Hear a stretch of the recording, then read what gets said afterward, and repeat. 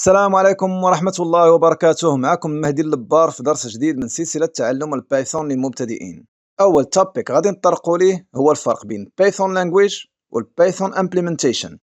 البايثون لانجويج هي لغة البرمجة اللي كتحدد طريقة كتابة الأوامر باش يفهمها المترجم انتربريتر.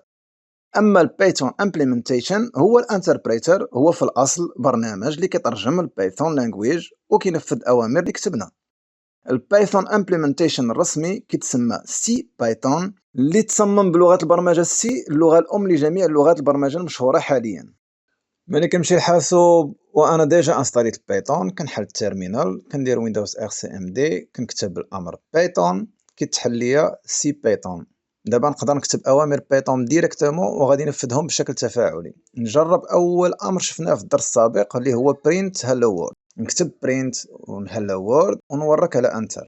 ملي كنورك على انتر كيطبع لي عباره هلو وورد ديريكتامون. غير الدرس السابق كتبنا الامر في ملف على شكل بايثون سكريبت، ودابا كنكتبو مباشره في برنامج سي بايثون. الا كتبنا مثلا امر 1+1 غادي يرجع لنا 2. الا درنا 1 - 1 غادي يرجع لنا 0. الا درنا 2 كبر من 1 غادي يرجع لنا ترو. الا درنا 2 صغر من 1 غادي يرجع لنا فولس. ترو او فولس كتعني ولا في اللغه العاديه. في البرمجه كيتسموا البوليين. إلا درنا 2 كبار وضغطنا على انتر غادي يطلع لنا سانتاكس ايرور. شنو هو بعد السانتاكس؟ السانتاكس في البرمجة كتعني مجموعة من القواعد اللي كتحدد طريقة كتابة الأوامر، المسافات، الرموز والكلمات المفتاحية. هذاك الشيء علاش غادي نحتاجو أداة أو برنامج غادي تساعدنا في كتابة لغة البرمجة ويعاوننا باش نحترمو هذاك السانتاكس. هذا البرنامج كيتسمى الكود اديتور. احسن واحد دابا حاليا هو الفي اس كود، بلا ما ندخلو في الديتيلز. بالنسبه للفي اس كود تقدر تدخل الويب سايت ديالهم وتقوم بالتحميل فور فري فابور، ما غادي تخلص حتى شي لعبه. نرجعو للتيرمينال. الامر كلير كيطلب من انتربريتر يمسح لينا شاشه البرنامج. الا كتبنا الامر اكزيت غادي نخرجو من البرنامج، نسد التيرمينال ونمشي نحل في اس كود.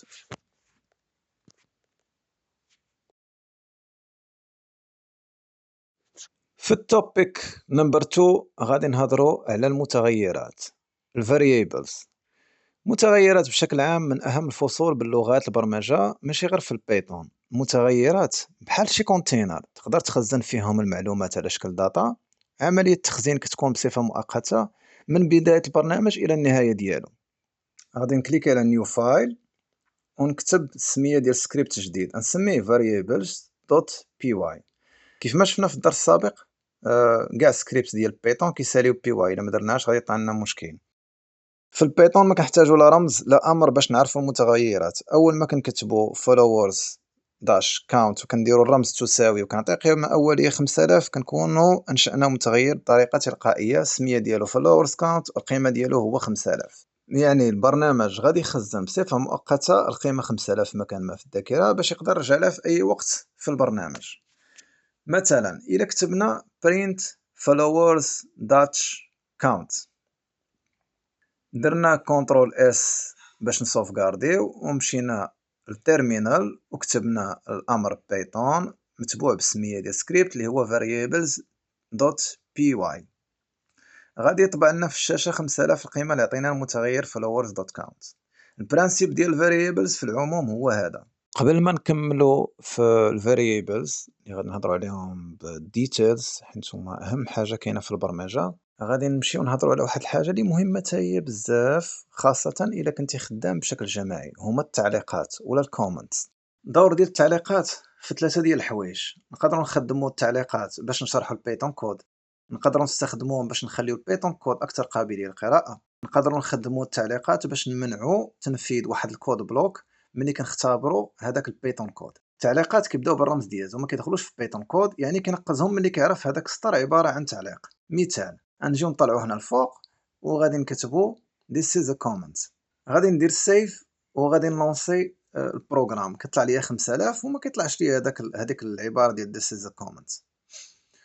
التعليقات نقدروا نكتبوهم عاوتاني في النهايه ديال السطر، والبايثون غادي يتجاهل اوتوماتيكمون هذاك الشيء اللي غادي يجي مورا دياز، غادي يتجاهلو الانتربريتر وما غاديش يلونسيه. غادي ندير عاوتاني كنترول اس وغادي نلونسي. ملي كنلونسي البروغرام كيبان ليكم راه ما كطلعش داك العبارة ديال print end result، يعني كيعتبروا غير تعليق ما كيدخلش في الكود. كيف ما قلنا الحاجة الثالثة، التعليق ماشي ضروري يكون غير نص كيفسر الكود، يقدر نستخدمو ايضا باش نمنعو البايثون من تنفيذ واحد البلوك ديال الكود. غادي نكتبو بعدا واحد الامر، نكتبو هنا print وغادي نحلو الاقواس وغادي نكتب elm وغادي نلونسيه، ندير كنترول اس كما العاده وغادي نلونسي البروغرام. ملي غادي نلونسي البروغرام غادي يطبع لينا 5000 وهذاك غيطبع لنا elm توتوريال عاد باش 5000. الا درت هنا دياز وعاودت لونسيت البروغرام غادي يطلع لنا 5000، ما يطلعش لنا هذاك. واخا درنا برينت واخا درنا ستيتمنت ما غاديش يعرفها البيتون، كينقصها كيعتبر انه راه غير كومونتير. الا بغينا نكتبو باغ اكزومبل كومونتير فيه بزاف ديال السطوره ما فيهش غير لاين وحده، كنجيو كنديرو 3 ديال هادوك دبل كوت وكنكتب اللي بغيت وسط منهم. انا غادي نكتب باغ اكزومبل this is a comment، وهاد الكومنت ما فيش غير سطر، يعني نكتب غير بالانجلي this is a comment written in more than just one line. الا مشيت درت كنترول سيف ولونسيت البروغرام كيف ما كتشوفوا ما كيطلعش، هادوك كاملين كيعتبرهم دي كومونتير. يعني الكومونتير قلنا كنستعملوه لثلاثه الحاجات. هاد ثلاثه الحاجات سواء غادي نفسروا به الكود، سواء غادي نزيدو نشرحوا للناس اللي خدامين معنا، نخليو زعما كلير باش يكون كود كلين كيتسمى، سواء نحبسوا واحد الكود بلوك بغينا نجربو، يعني نحبسوا هذاك في حاله كان عندنا شي ايرور ما عرفناش بحال كنديباغيو به. المهم هادشي فيما يخص الكومنتس. كيفاش نقدر نسمي المتغيرات في بايثون؟ يمكن الاسماء المتغيرات في بايثون تكون مختصره بحال a و b و x في المثال تساوي 1. تقدر تكون اكثر دقه بحال follower تساوي elml مكتوبه بالحروف الصغيره.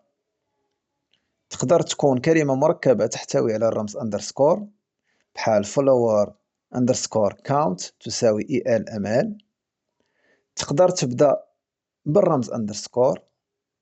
تقدر دير الحروف الاولين من كل كلمه كبيره باش تفرق بين كلمات.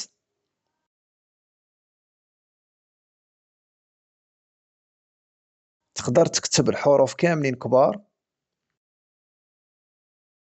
او تقدر تزيد ارقام في الاخر. الاخطاء اللي ممكن توقع فيها، الا بديتي مثلا برقم غادي يطلع لك ايرور، الا درتي وسط كلمه رمز داش تا هو غادي يطلع لك ايرور، او دير سبيس مثلا تا هو غادي يطلع لك ايرور.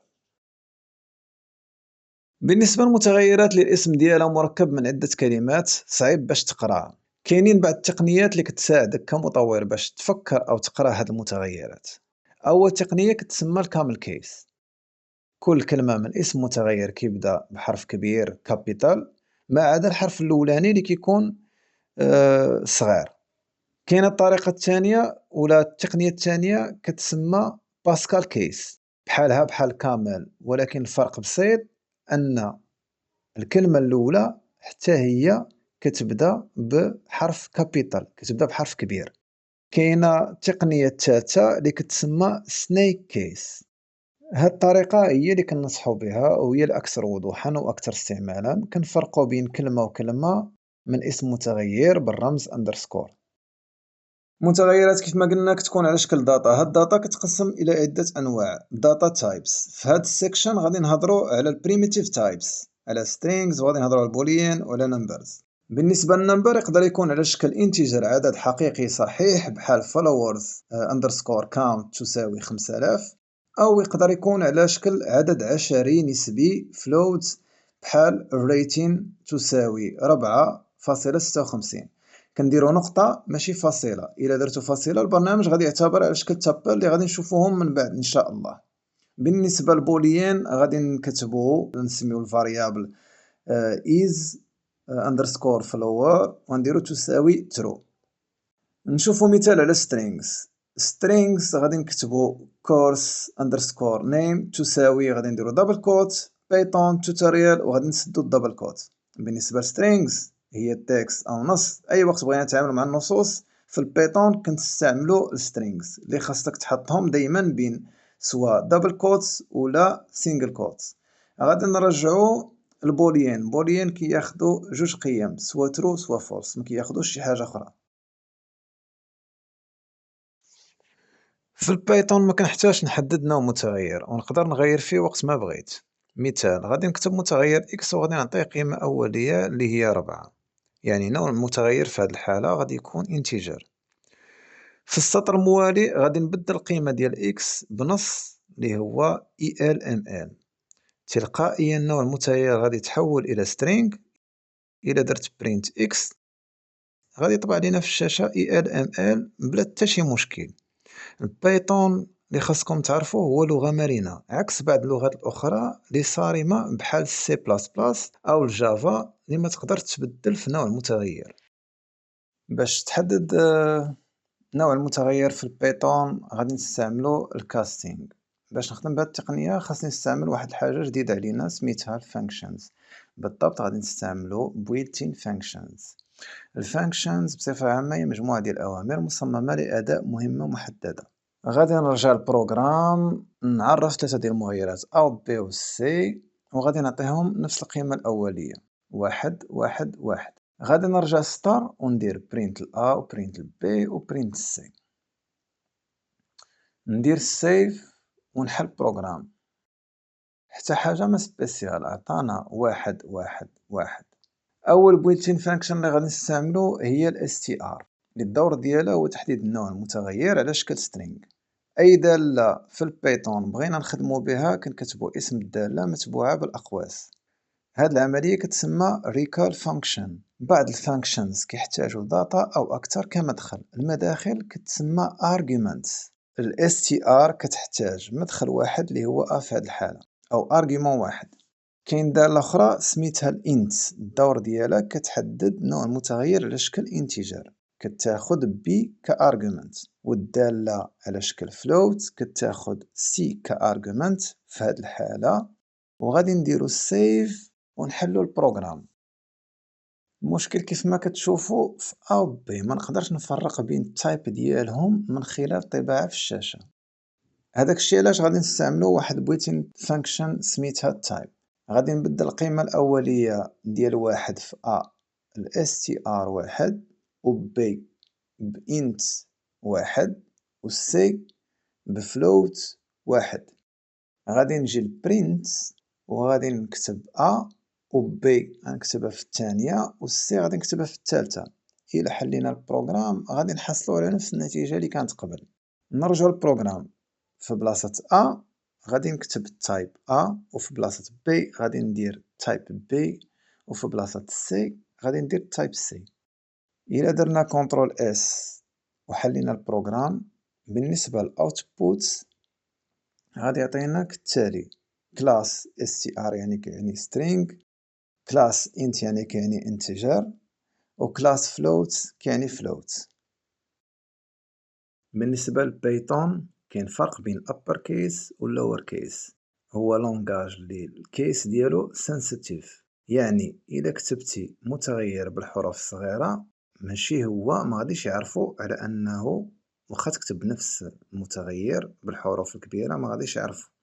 نشوفو مثال باش نفهمو أكثر. غادي نعرف متغير من نوع string. اسم المتغير هو الكورس نيم والقيمة ديالو هي بايثون توتوريال. البايثون كلغة برمجية كتفرق بين الحروف الكبيرة والحروف الصغيرة. كيفاش؟ يعني راه كيس سنسيتيف. إلا في السطر الثاني عطيت المتغير كورس نيم قيمة جديدة مثلا بايثون لانجويج، طلبنا من البرنامج يطبع لنا النتيجة ودرنا سيف، غادي يطبع لنا بايثون لانجويج آخر قيمة عطيناها المتغير كتسمى هاد العملية بالأوفررايتين. إلا رجعنا اللور وبدلنا غير حرف من اسم متغير بلاص سي صغيرة درنا سي كبيرة ودرنا سيف وحلينا البروغرام ما غاديش يدير لنا عملية اوفررايتين، حيت بالنسبة ليه الكورس نيم في السطر الثاني ماشي هي الكورس نيم في السطر الأولاني. يعني البايثون كيفرق بين الحروف الصغيرة والكبيرة. ردوا البال هاد القضية من تبغيو تسميو المتغير ديالكم. بالنسبة للمتغيرات اللي من نوع string نقدروا نستعملوا دبل كوت باش نعرفوهم، نديروهم وسط من دبل كوت ولا نديروهم وسط من سينجل كوت. راه سي لا ميم شوز، حتى حاجه ما كتبدل، سوا درتي هادي سوا درتي هادي راه صحيحه في كاع الحالات. نركزوا مزيان على strings وغادي نشوفوا واحد البويلتين فانكشن سميتها لان. هاد لان كترجع لينا عدد الحروف اللي كتكون منها متغير من نوع string. أي دالة كيف ما قلنا بغينا نخدمو بها كنكتبو اسم الدالة اللي هي لان وكنحلو الأقواس. لان كتحتاج غير argument واحد اللي هو في هاد الحالة course name. هاد الفانكشن غادي ترجع لينا قيمة على شكل انتجر، يعني عدد حروف النص اللي هو 15 في هاد الحالة. في بعض الحالات كنبغيو غير جزء أو حرف من النص في البايثون. إلا بغينا مثلا حرف محدد من النص بايثون توتوريال كنكتبو اسم متغير وكنحلو سكوير بريكتس، كنكتبو موضع الحرف اللي كيتسمى اندكس بحال 0 أو 1 أو 2. يعني مثلا إلا بغينا هذيك البي من بايثون توتوريال في هذه الحالة غادي نديرو اندكس 0، حيت في البايثون بحال بزاف ديال اللغات البرمجية الحساب ديال الاندكس كيبدا من 0 وانت غادي ماشي من 1. نديرو برينت، نديرو سيف ونحل التيرمينال، ندير كلير. كيف ما كتشوفوا النتيجة المتوقعة كيطبع لينا الحرف بي. بالنسبة للاندكس يقدر يكون على شكل عدد سلبي. غادي ندير كوبي باست لهاد الاكسبريشن ونكتب في بلاص 0 ناقص 1، ندير سيف ونحل البرنامج. إلا درنا نيجاتيف اندكس البرنامج كيبدا من الاخر ديال النص، في هذه الحالة الاوتبوت غادي يكون يساوي الحرف ال. إلا رجعنا ودرنا ناقص 2 غادي يعطينا الحرف أ. نحل البرنامج نشوف. مهم درتي ناقص 1 راه غادي يبدا من الاخر، درتي ناقص 2 غادي يجي الحرف اللي حداه من الاخر، يعني الحرف الثاني من الاخر. درتي 3 وانت غادي في حركة. في حالة بغينا جزء ماشي غير حرف واحد محدد بحال بي واي تي، في هذه الحالة بغينا هاد البارتي الفوقانية كنجي لتحت وكنزيد اندكس ثاني. هاد الاندكس الثاني كيمثل عدد الحروف. في هاد الحالة بغينا 3 غادي نكتبو 3 ديال الحروف، يعني بي واي تي. إلا درنا 4 راه غادي يدير بي واي تي او. غادي ندير سيف ونشوف اش غادي يرجع لينا. كيف ما كتشوفوا رجع لينا بي واي تي. نجربوا واحد الحاجة ونشوفوا اش غادي تعطينا. مثلا ما كتبنا والو في المكان ديال الاندكس رقم 1، راه غادي يعطينا نفس النتيجة. كيعتبر القيمة هذيك اللي ما كتبناهاش تلقائيا هي 0. يعني الا ما كتبتي والو في الاندكس الاولاني راه هو اوتوماتيكمون كيحط في بلاصتها 0. نجربوا ما نكتبوا والو في الاندكس الثاني اللي قلنا قبيله، وخصك تركز مع الاندكس الثاني شحال اش كيمثل بليطو كيمثل عدد الحروف. الا ما كتبنا والو كيتجاهلوا اوتوماتيكمون ياك، وكيعطينا من الرقم اللي حددنا في الاندكس الاول لاخر النص. يعني انا درت 0 نورمالمون ما غاديش يبان المثال هو هذاك، غادي يعطينا بيتون توتوريال. الا درت باغ اكزومبل 1 غادي يعطينا ايتون توتوريال، ما غاديش يكتب بي في الاول. في حالة ما حددنا لا اندكس الاولاني لا الاندكس الثاني، الا درنا سيف غادي يرجع لينا نسخة على المتغير، نسخة على داك النص. النسخة تكون طبق الاصل، يعني كيف ما هي، ما يزيد لا ما ينقص. كتبنا بيتون توتوريال يعني من الاول للاخر. المهم هذه كانت الميثود كيفاش كيتعامل بيتون مع سترينجز. الا بغينا نديرو الاكستراكت لواحد الحرف ولا واحد البارت من متغير على نوع سترينج. بعض الحالات كتبغي تستعمل الرمز دبل كوتس وسط من متغير من نوع سترينجز اللي انت اصلا حاطه وسط من دبل كوتس. الا درت سيف وحليت البرنامج اش غادي يرجع لي؟ غادي يرجع لي سانتاكس ايرور. الحل اللي نقدر نستعمل في هذه الحاله هو نبدل دبل كوتس بسينجل كوتس. الا درت سيف ومشيت حليت البرنامج كلشي غادي يكون مزيان، ما وقعنا لا ايرور لا والو. نقدر نستعمل طريقه افضل باستعمال رمز باك سلاش. هذا الرمز اللي هو رمز سبيسيال عنده بزاف ديال الاستعمالات في البايثون، من اهمها انه كيدير لي اسكيب الرموز اللي تقدر دير لي المشاكل بحال هنا، بحال القضيه ديال دبل كوتس. غادي نحلو كيف ما كتشوفوا نفس النتيجه بلا مشاكل. اي رمز غادي يدير لنا مشاكل كما قلنا بحال دبل كوتس ولا باك سلاش براسها بغينا نستعملوها حتى هي في الكود، ولا الرمز سينجل كوت ولا اي حاجه كنستعملوا الرمز باك سلاش. نشوف واحد الاستعمال اخر هو في حاله بغينا نرجعوا السطر، كنزيدو غير ان حرف ان قبل من الباك سلاش، كنديرو السيف، كنحلو كيف ما كتشوفوا كيكتب ليا بايثون في السطر الاول وتوتوريال في سطر جديد.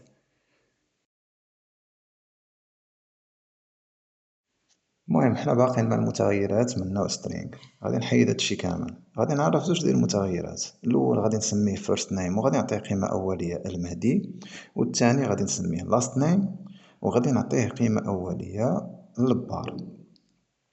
غادي نكتب متغير ثالث غنسميه full name وغادي نعطيه قيمه على شكل expression، غنكتب first name وغادي ندير زائد last name، غادي ندير print الفول نيم وغادي ندير سيف ونحل البروغرام. كيف ما كتشوفوا عطاني المهدي اللبار مشروكه. هاد العمليه في البروغراماسيون كتسمى الكونكاتينيشن. الا بغيت ندير سبيس بيناتهم غادي نمشي نكتب بلاس بلاس ونحل الرمز دبل كوت وغادي ندير سبيس، نحل البرنامج كيطبع ليا المهدي اللبار بيناتهم سبيس، ماشي بحال هنا اللي في الحاله الاولى اللي كانوا مشروكين. غادي نمسح هاد الاكسبريشن وغادي نوريكم طريقه احسن باش تستعمل كونكاتينيشن كتسمى الفورماتين. كنكتب حرف اف سواء صغيره او كبيره وكنحل دبل كوت، كنحل بريسز وكنكتب اسم المتغير الاول first name، كندير هنا سبيس، كنحل عاوتاني البريسز وكنكتب اسم المتغير الثاني اللي هو اللاست نيم، كنمشي كندير سيف، كنحل البرنامج نفس النتيجة ولكن بطريقة أرقى وأحسن. في واش غنستعمل بلاس بلاس بلاس بلاس، كنجي كنستعمل بريسز وكنكتب أي حاجة هنايا، أي حاجة من ورا البريسز كيعتبر على شكل نص، واللي وسط البريسز كيعتبر على شكل اكسبريشن. غادي نشوفو شي حاجة اللي تقدر تنفعنا من بعد إن شاء الله. وسط من هذوك البريسز غادي نحيد الفيرست نيم وغادي نستعمل بويلتين فانكشن اللي كنا شفناها اللي هي لان. غنكتب لان وغادي ندير الارغيومنت اللي غادي نعطيها هو الفيرست نيم، غندير سيف وغادي نحل البروغرام. كيف ما كتشوفوا عطاني عدد الحروف ديال المهدي اللي هو 8 ودار اسباس وكتب لي البار، يعني نقدروا نستعملوا البايثون كود وسط من بريسز. برا ديال البريسز كنستعملوا النصوص. نزيدو نشوفوا امثله اخرين. الى جينا لاست نيم، حيدنا هذا المتغير لاست نيم وكتبنا جوج وضربناه في جوج. في البايثون الضرب راه ما كنديروش هذيك اكس، كنديرو هذيك ستار، سينو الا درتي اكس ما غاديش يفهمها. المهم نديرو سيف، نحلو البروغرام، شوفوا النتيجه المتوقعه اللي غادي يعطينا. عطانا 8 وعطانا 4 اللي هي جوج ضرب جوج. كيف ما كتشوفوا وسط البريسز كنقدروا نديرو اي اكسبريشن في البايثون. الى عييتي دير بريك تترجع الفيديو وكملوا ان شاء الله حيت باقي كاين الخير. واحد الحاجه كتسمى الميثودز. كنا شفنا بويلتين فانكشن اللي هي لان، ولكن هاد لان ما كتخصش غير بالمتغيرات من نوع سترينغ، كتخص حتى المتغيرات اللي من نوع اخرين بحال الاري بحال. المهم ما نطولوش بزاف باش ما نديفيوش الموضوع. هاد الميثود اللي كيكونوا خاصين بالمتغيرات سترينغز ولا الفانكشن اللي كيكون خاصين بالمتغيرات سترينغز، الا بغينا نستعملوهم يكفي نكتب سميه ديال المتغير وندير نقطه، اون فوا كنورك على نقطه كيعطينا واحد اللائحه طويله بهاد الفانكشنز اللي في هاد الحاله كيوليو كيتسماو ميثودز، ما كيبقاوش يتسماو فانكشنز عاديين، كيتسماو ميثودز. اللي خاصك تعرف في البايثون اي حاجه في البايثون هي على شكل اوبجيكت. من بعد ان شاء الله غادي نشرحوهم بالديتيلز. غادي ندير print course name dot upper، غنجي السطر اللي وراه غادي نكتب print course name dot lower، وغادي نجي عاوتاني وغادي ندير print course name dot title. كيف ما كتشوفوا كنكتبوا اسم المتغير نقطة واسم الميثود اللي بغينا نوظفوها. إلا درنا سيف clear، الميثود الاولى غادي ترجع لنا الحروف كاملين، حروف كبيره اللي هي upper case، والميثود الثانيه غادي ترجع الحروف كاملين حروف صغيره اللي هي اللور كيس. والميثود الثالثه كترجع لينا اول حرف من كل كلمه كترجعو على شكل حرف كبير. غادي نبدل في القيمه الاوليه ديال هنايا في هاد البارتي هادي باش تبان لكم. كيف ما كتشوفوا الحرف الاولاني من كل كلمه بي و تي ولاو كبار.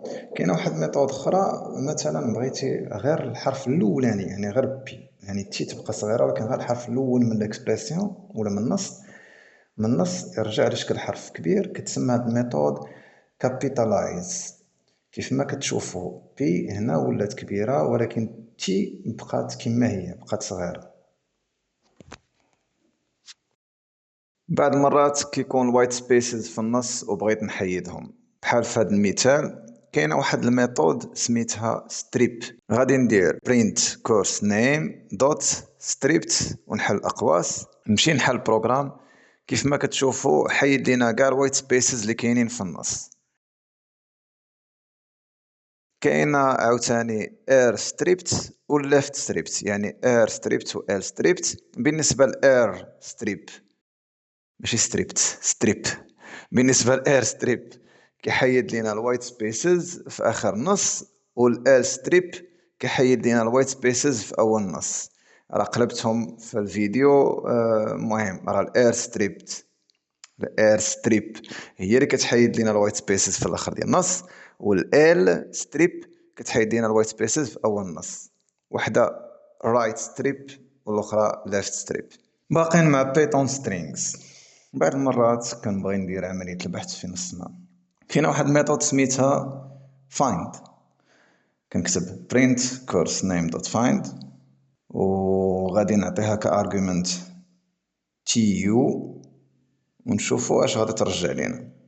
كيف ما كتشوفوا رجعت لينا بوزيتيف اندكس اللي هو 7.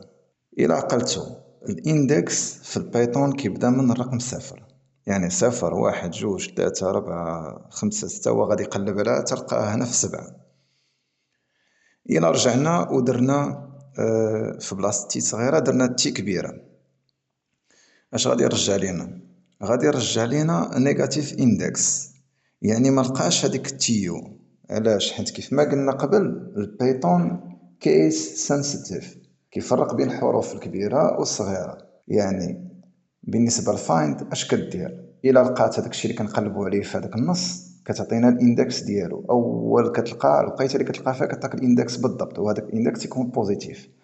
اذا كان على شكل رقم نيجاتيف اللي هو -1 يعني راه ما لقاتش هذاك الشيء اللي كنقلبوا عليه، راه ما كاينش في النص. في البايثون الا بغيتي تبدل شي حرف او عباره داخل النص كنستعملوا واحد الميثود سميتها ريبليس. ريبليس ميثود كتاخذ زوج ديال الارغيومنتس.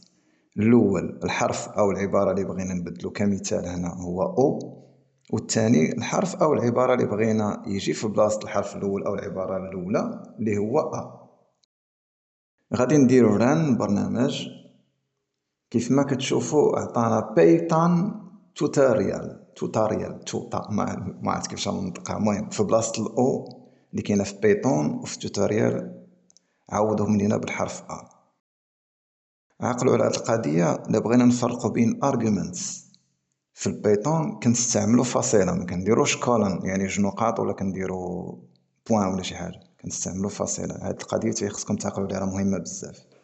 نرجع نوريكم ان بايثون واحد اللغه اللي مرنه بزاف وفيها بزاف ديال القوالب. عقلتوا على فايند؟ كاينه واحد اكسبريشن كدير لنا نفس الخدمه ديال فايند تقريبا باستعمال كي ان. غادي نكتب العباره اللي بغيت نقلب عليها في هذه الحاله اللي هي تيو، ونكتب ان ونتبعها بسميه ديال المتغير. يعني اش كنقول البرنامج؟ كنقول ليه قلب لي على هذه العباره في هاد ان، يعني وسط من هذا المتغير اللي هو من نوع ديال نص او سترينغ. نحل البرنامج ونشوف واش غادي يرجع لينا. كيف ما كتشوفوا غادي يرجع لينا بولين اللي هو ترو. الى رجعت البرنامج وحيت هذيك التيو ودرت زد او، يعني زد او ما كاينش اصلا في بايثون توتوريال. بالنسبه لفايند غادي ترجع لي النيجاتيف اندكس، هذيك كنا هضرنا عليها قبل، هو اللي ناقص واحد، يعني ما لقاش العباره دار لنا ناقص واحد، ما رجعش لنا كما في الاول اندكس اللي هو بوزيتيف اللي هو شكل 7. وان غادي ترجع لي بوليان على شكل فولس. يعني الفرق اللي كاين بين فايند و ان كاين غير في النتيجه. النتيجه الاولى كيكون على شكل اندكس سواء بوزيتيف ولا نيجاتيف، على حساب الا كان بوزيتيف يعني راه كاين هاد العباره في هاد المتغير منه سترينغ ولا النص. والثانيه كيرجع على شكل متغير من نوع بوليان، الا كان راه غادي يرجع لنا ترو. بالنسبه للاندكس اذا كان نيجاتيف يعني راه ما كاينش، وبالنسبه لان اذا كان فولس يعني هذاك الشيء كنقلبوا عليه راه ما كاينش في النص. هاد الاكسبريشن ان كترجع لنا غير بوليان سوا ترو سوا فولس. فايند شنو هو لافونتاج اللي عندها؟ كترجع لك البلاصه فين كاين هذيك الاكسبريسيون، يعني ملي كنلقاو الاكسبريسيون كتقول لك بالضبط فين كاينه في هذاك النص، الترتيب ديالها كتبقى غادا كما شفنا قبيله، درنا 0 1 2 3 4، هذيك تيو لقاتها في الاندكس 7. العكس ديال كيورد ان كاينه نوت ان، دائما كتعطينا العكس، يعني واش هاد العباره ما كايناش في النص. الا درت بار اكزومبل تيو هنا ودرت سيف حليت برنامج غادي يرجع لينا فولس حيت تيو كاينه ديجا في النص. المهم حاولت نوريكم اهم الحوايج اللي كيتعلقوا بالمتغيرات من نوع سترينغ. غادي نشوفوا في الدرس التالي الانتجار والبوليان وحوايج اخرين. ديروا السيف الفيديو، قسما بالله الا غادي تحتاجوه من بعد، خصوصا الناس اللي غادي يكملوا قرايتهم في المدارس العليا. وحاولوا الدراري سورتو لي جون الشباب تعلموا شي حاجه اللي غادي تنفعكم وبارطاجيو مع صحابكم، وبعدوا من هذيك التفاهه وتضييع الوقت. شفتونا فين وصلنا، هذوك المؤثرين الخاوي اللي تابعين وكتبارطاجيو ليهم وكتشهروا فيهم وكيضحكوا عليكم وكيربحوا موراكم الفلوس وما كتستافدوا منهم حتى حاجه. المهم كان معكم مهدي اللبار، خليو كومنت لايك سبسكرايب، سلام.